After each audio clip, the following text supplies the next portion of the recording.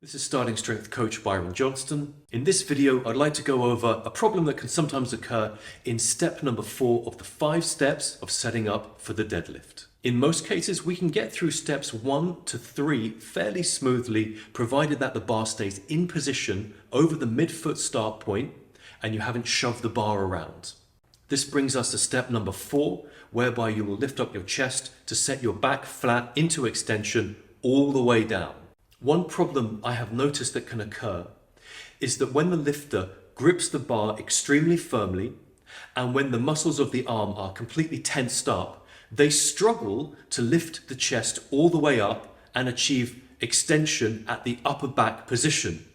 When viewed side on, this will look like the arm is straight, but the upper back is still rounded and we haven't completely achieved the flat extension at the top of the upper back. So if you identify this problem, or if it's happening in your lifting, what you can remind yourself of is this: the cue, tight grip, loose arms.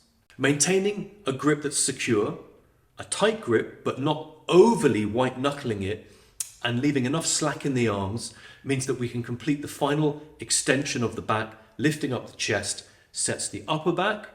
At that point, the arms will go straight. Keep lifting up your chest, pulling up hard against the bar. The bar will start to flex, it will feel heavy in the hands, and you may also hear that audible click that the bar sometimes make as well.